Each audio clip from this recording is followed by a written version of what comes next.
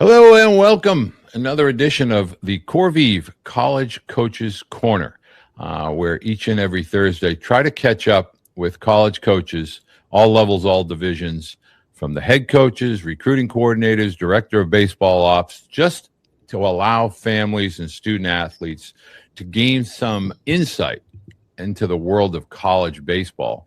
Today, we're going to have what I consider to be a very, very unique discussion. We have someone that is from the West Coast, Wilson High School out in Long Beach, California, three-time draft selection in the MLB draft, made his way over to Storrs, Connecticut, University of Connecticut, Coach Penders, one of the members of the what I call elite Hall of Fame caliber UConn baseball teams in 2011. Has played minor league baseball with the Brewers. Now, after being at Siena, is at Fordham University as the recruiting coordinator and pitching coach of the Fordham Rams. And Elliot, Glynn, I want to say thank you so much for taking the time to join me today. Thanks for having me, Walter. It's an honor and a privilege. I've been watching this show, watching this format for a little while, and just honored you to have me on. So thank you. Well, your ears must be burning, because anytime I'm talking to, whether it's coaches or scouts, anytime the topic turns to pitching and development, all I've been hearing prior to our talking today is Elliot Glynn. You got to have Elliot on. That guy knows what he's doing. And so I want to start there. How did you find your way to Fordham, and what was it about, the role of recruiting coordinator and pitching coach that kind of drew you to Fordham in the A-10? Yeah, so just real quick, I got my start at Siena in 2014. I was young. I was 25 years old, working for Coach Rossi up there in Loudonville. And I actually got hired there and was the hitting coach for a year. So I got a little experience on both sides of the ball.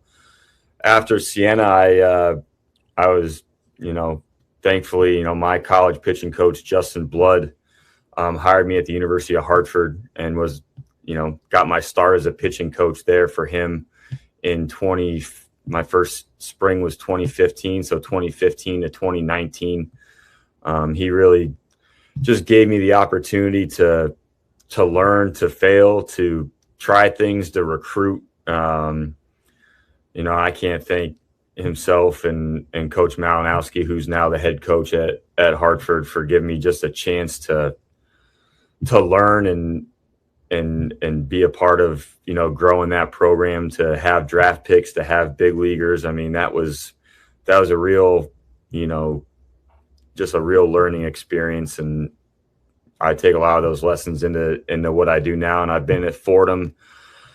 Oh man, this is my first season, was technically COVID in 2020. So I believe this is my seventh season here at Fordham. And I think just, working for Coach Layton here, again, another guy who's given me just the opportunity to make the pitching staff my own,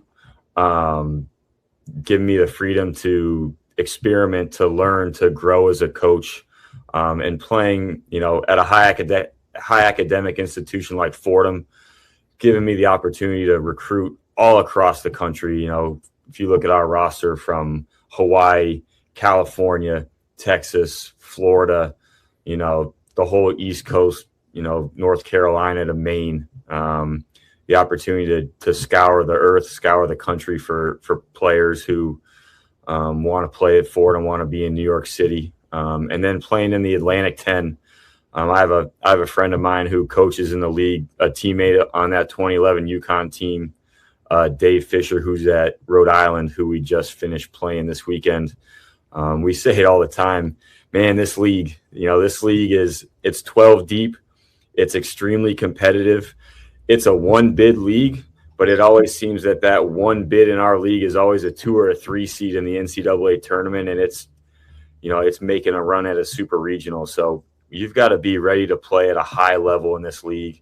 And it just forces me as a coach to recruit guys who are, talented, who are ready, and be ultra prepared, have our guys prepared to pitch to both sides of the plate, to control the running game, to execute game plans. And that's just been that's the most exciting part, is like you get a chance to play high level, serious baseball and prepare your players in that fashion.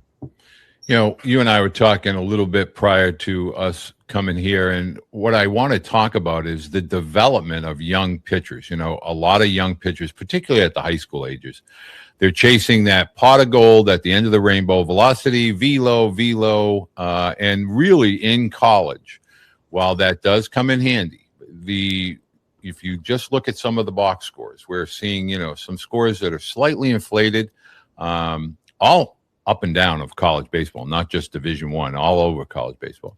How do you help high school arms really transition, not only physically, but mentally, to what it's really going to take with regard to strike zone management, reading hitters, things like that? What is some of the developmental topics that you discuss with your younger pitchers when they first step foot on campus at Fordham? Sure. I'll be honest too, like I'm not immune to giving up some of those big numbers either. It's the way the game has been trending a little bit. So I'm not perfect. I'm not, we're not putting up shutouts every weekend. But just to prepare and develop these guys to be ready to see and compete against what they're going to see on a daily basis. I think, starting from the ground up, and I'll kind of keep this towards like the concepts and maybe just the strategy, is like, I think being able to pitch at the bottom of the zone, being able to get to your glove side, those are things that we talk about ad nauseum early on throughout the season. Like, look, you could have all the metrics that tell you need to pitch at the top or pitch here or do this. At this level, where you guys are at in your development and your career, you got to, if it's a 3-1 count or a 2-0 count, can you throw a pitch down and away from a right-handed hitter? Can you throw a pitch down and away from a left-handed hitter? Can you throw your fastball when you're behind? Some of those like basic, you just can't skip steps. I think we can fall in the trap of, thinking they already understand that, and maybe some of them do, but don't assume that. Don't assume that they know how to get to their glove side, at will when they need it, when they're in a 1-0 count. So just starting with the foundational aspects, teaching those concepts, understand what a throwing program looks like, where pitch development really starts, not on the mound. Pitch development starts in your catch play. If I go out, and this is something with Northeast pitchers you deal with all the time, if they're stuck indoors and they're throwing into a net, they'll get themselves to a point where they're ready and loose with their fastball, and they'll throw, 4 or 5 changeups in their bullpen, and then they'll say, why didn't my changeup's just not very good? It's like, well, if I went out and, I hit 2 or 3 putts before I played 18 holes, and then I shot a 95, and I'm like, man, I'm just not a very good putter, maybe it's because I'm not putting the repetition and the time into developing that aspect. So, right. Can I throw, if I throw 10 to 15 changeups every day and catch, and you throw 2 or 3 over the course of a week, whose changeup's going to be better over the course of a month, over the course of a year? So getting them to understand that there's no shortcut. It's repetition. It's concentration on the repetition. Those are going to be those foundational aspects that are going to carry you into bullpens, going to carry you into games, carry you in the fall, into the spring, and make you a viable option. So really just the foundation of repetition is going to be king. Concentrated repetition is going to be really important. And then I'd say, like, I think the word development gets thrown around, and it's a great word, but it's really hard to develop if you're not given the opportunity to fail, get back up, and try again. And I think within our program too, like, you can check the roster. I don't know if we've had a pitcher transfer out of here in 3, maybe 4 years now, as an undergrad. You look at our weekend rotation, it's a sophomore who pitched as a freshman. Saturday is a sophomore who pitched as a freshman. Sunday is a junior who's been pitching here since he was a freshman.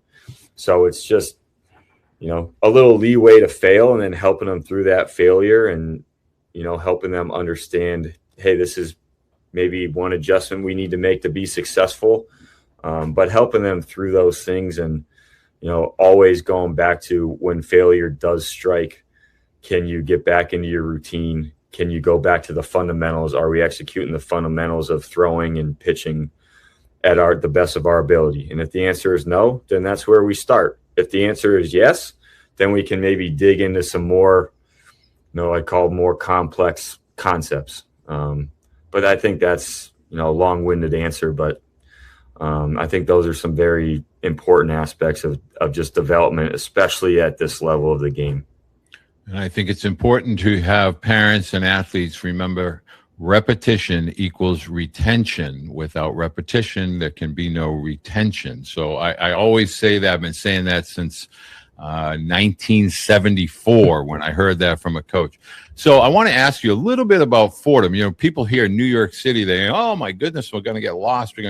What makes Fordham, like the campus, the community, the academics, the classroom, and so forth, from a student athlete's perspective? Now, you mentioned you have athletes from Texas and Hawaii and, all these warm weather states. Somebody hears New York City, they think, oh man, it's cold there. There's a lot of people. I'm going to be lost. What makes the campus inviting in your perspective? And when you have recruits and their parents and families on campus, what's their first takeaway with regard to the academic culture of Fordham University? Well, I think the first thing that people say when they come visit is they say, wow, I didn't know that this place was like this.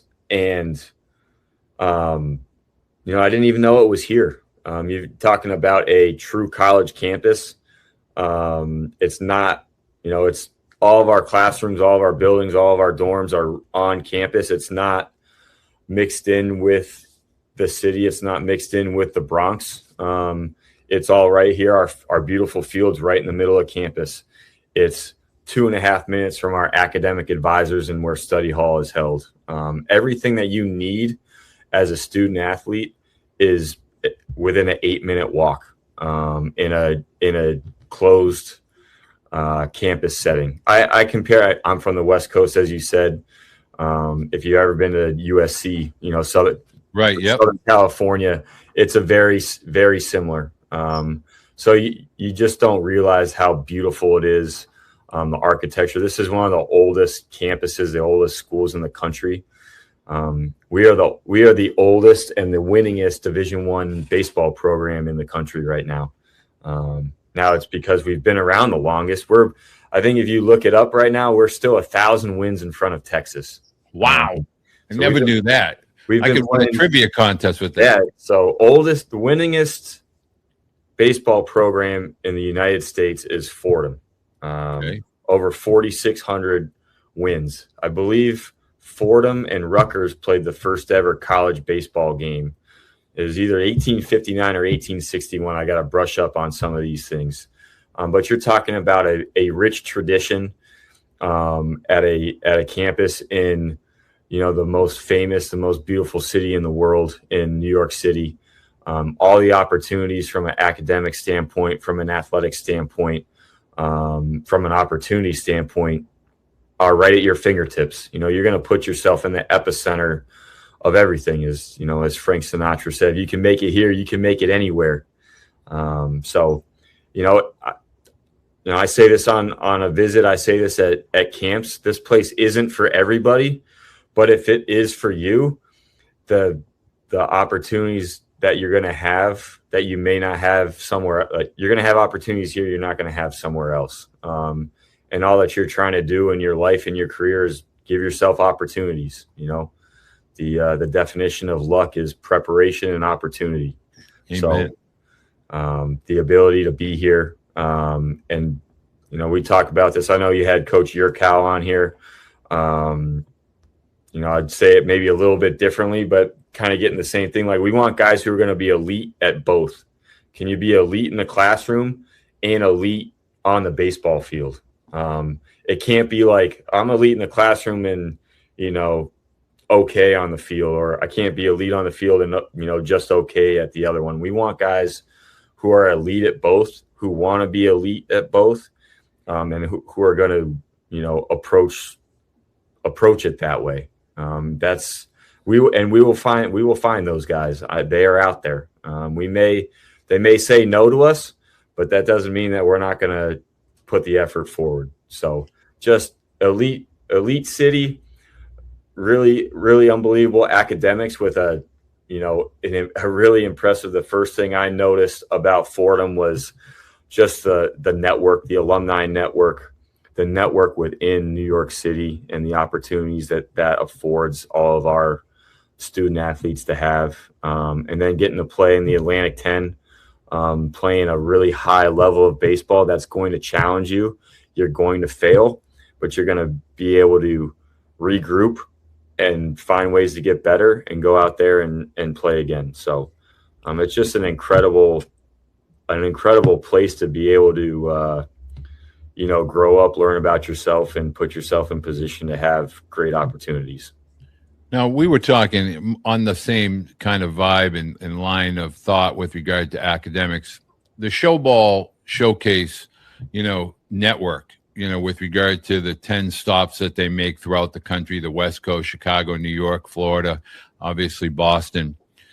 That kind of allows you to really skew in on those academic-orientated student athletes. But when you're at an event, particularly like Showball, because there are 60, maybe 80 coaches of similar schools to Fordham, what are some of the kind of dynamics that might have a student athlete might be able to separate themselves, from the conventional 60-yard dash and radar gun? What are some of the things that you're going to kind of really hone in on and say, okay, now that's somebody that I think I want to begin to focus in on a little bit? What are some of those tools or visual things that you're looking at when you're recruiting? Yeah, I always think about this and try to look for it too, is just kind of like the energy and the attitude that guys move around the field with. Like, are they like, I'm not saying like over the top vocal, but like you can see guys who have a little bit of bounce to them, who have a little pep in just what they're doing in a given day. So just that really good body language, that, that guy who's not upset when he makes one bad throw. Cause look, like the showcase is great, but I'm sure there's pressure for each guy, to make the perfect throw, to take the perfect round of BP. And sometimes it's the guy who,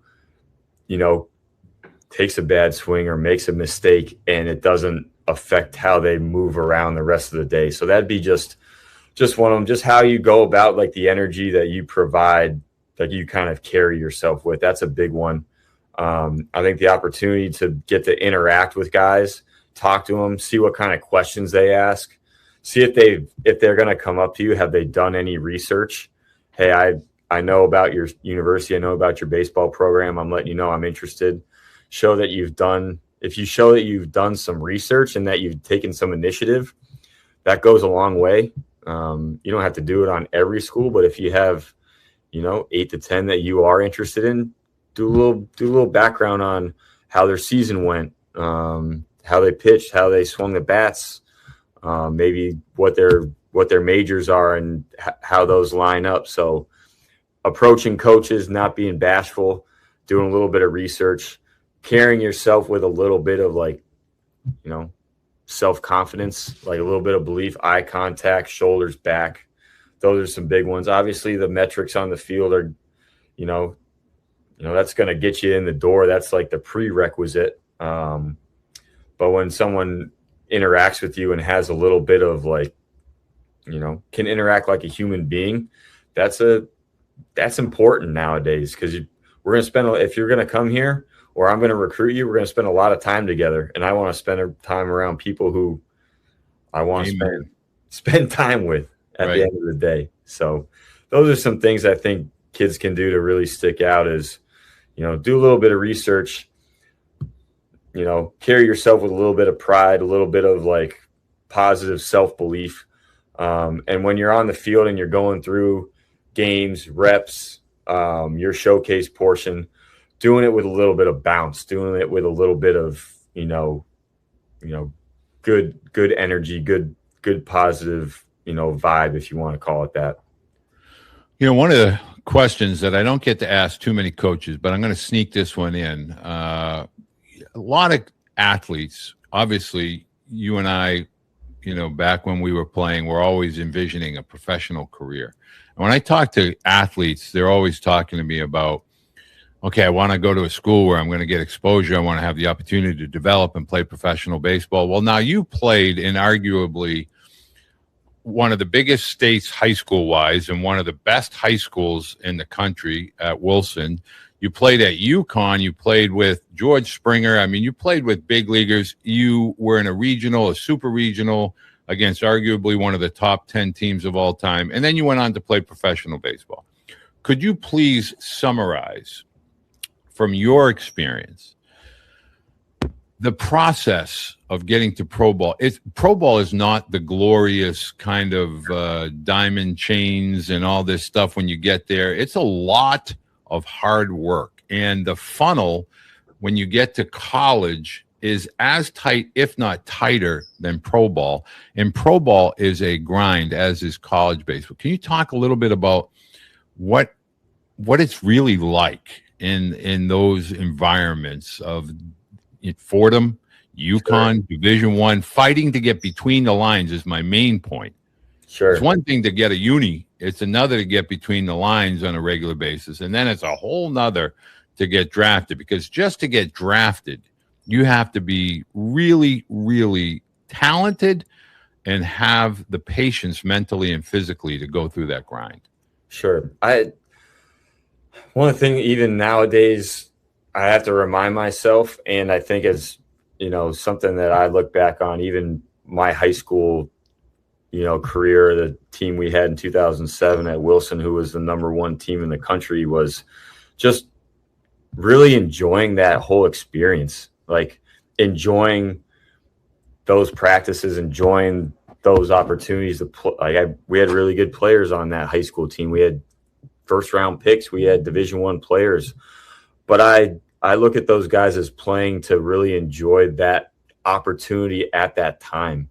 It wasn't so much about like, we got to play well so-and-so like gets a scholarship. Like, it's about just being the best you can be in that moment, in that season, in that practice, in that game, and then taking that experience and then learning and trying to can carry it on or make adjustments for the next time. When I got to UConn, in my freshman year at UConn, we were 27-28. Coach Penders and Coach Blood had a vision and knew what they wanted the program to be. And I thought it was the players enjoying being on the field together, trying to be the best that they could be and doing whatever they could to try and win. And when we won a game, we did whatever we could to win the next one. And when you looked up at the end of the year, yeah, you found yourself hosting a regional. You found yourself winning a regional. You found yourself a couple of wins away from Omaha. And I think the draft opportunities for me, and I may be a little different, they came from me being around some really talented players, but contributing to winning. I think that Scott, I was 86, 88, maybe touching 89 here or there in high school, left-handed. But I found myself, or people found me on the mound when, it was 2-1 in the 6th inning and I had started the game and, we're facing El Medina and Freddie Freeman. Like, hey, figure out how to win this at bat, how to win this opportunity. So it's just taking care of those moments. And I think those moments add up to the opportunity.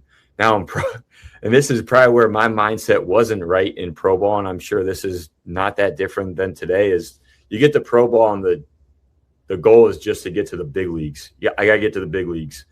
And you stop taking care of, like, the moment a little bit. You start, what did that guy do? Do you see that guy in high A? Like, he's got an 80 ERA. How come they're not calling me up? Like, I've got a 2.5. Like, and you start focusing on those uncontrollables.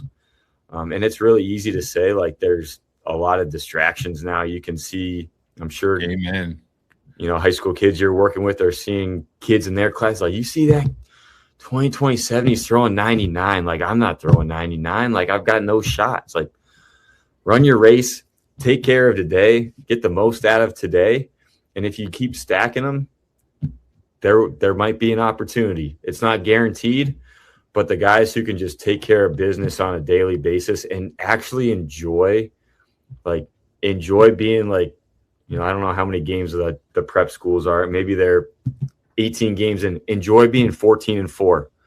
Enjoy the opportunity to be able to play in a postseason game. I don't know how long I've been in baseball from high school to now. Like maybe I've been a part of 45 postseason games. Like those games will change your life. They'll change your life, whether in high school, in college. If you get a chance, we say this to our team all the time. If you get a chance to go to the NCAA tournament, it'll change your perspective on a lot of things. You just got to do everything you can to get put yourself in position to maybe get there. And if you get there, it's a life-changing experience.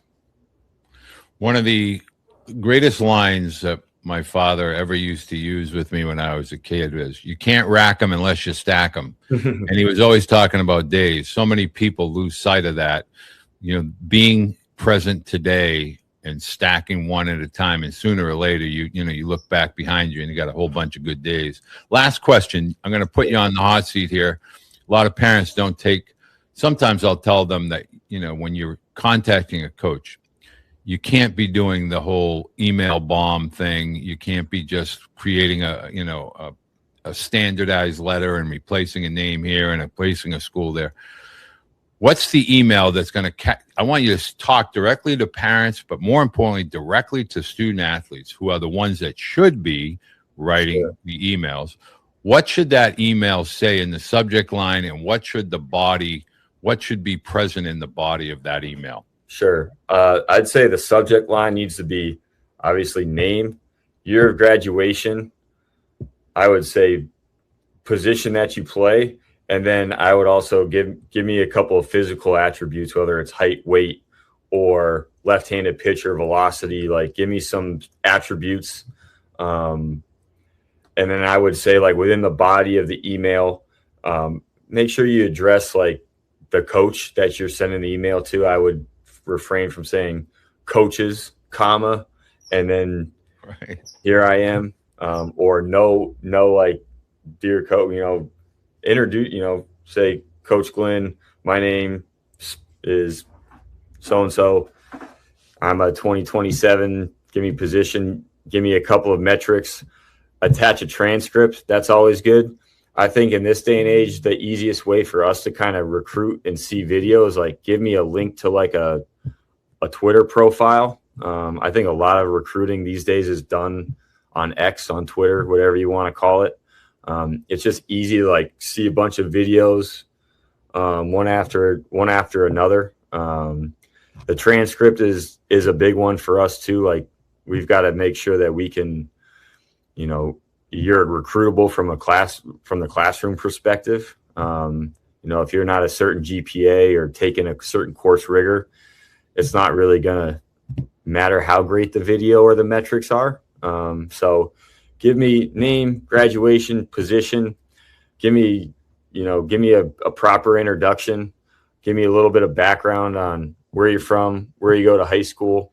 And then give me a link to that Twitter page if you've got videos on there. If you don't have videos and information on there, I would do that. That's where a lot of this stuff is getting done now. And give me a couple of good angles to see whether it's on the mound, like how you move, ball out of hands, how you can locate, maybe a couple side view shots. And then same with the hitters, like give me a couple of good, some live action is always really good. Bullpens and cage work, it's not the worst thing, but at the end of the day, you want to get good players. You want to see guys play. I agree with that, and you can also find Fordham in the Blue Book app and put your videos in the Blue Book profile, which will have your X profile, your Snap, all the other stuff that I know nothing about in today's world. But Elliot, I want to say thank you. You are truly everything that all of your fans have led me to believe. You're extremely knowledgeable. I would encourage parents, athletes, Fordham University, over and above the trivia question of the winningest college baseball program that I did not know. elite academics, tremendous conference and coaching staff. And I strongly encourage you, whether it's via the show ball camps or even the Fordham camps, which we will have listed in our Blue Book profile under Elliot Glynn's profile on the Blue Book, all the camps. I encourage you, go to campus, be a part of seeing the area, because don't take someone else's word for it. Fordham is a spectacularly beautiful campus, especially this time of year, as well as in the fall. And yes, it is cold in the Northeast, but oh, by the way, there are 4 seasons, not 1. So, Elliot, thank you so much for taking the time to join us today. I really appreciate your time. Thank you so much for having me on, Walter. It was an honor. Thanks for letting me speak a little bit about the game, about our university, and looking forward to staying in touch, chatting again, and talking soon. Absolutely. Thank you, Captain. All right. All proteins are not the same. I encourage you to choose a grass-fed whey protein. The cattle have a cleaner diet, grazing on natural grass, which is going to mean that it's going to have higher branched chain amino acids, also your omegas and your CLAs. I'm telling you, it matters from a recovery standpoint. Choose the best protein and you're going to see the best gains and the best recovery. I'm telling you, athletes, make a wise choice.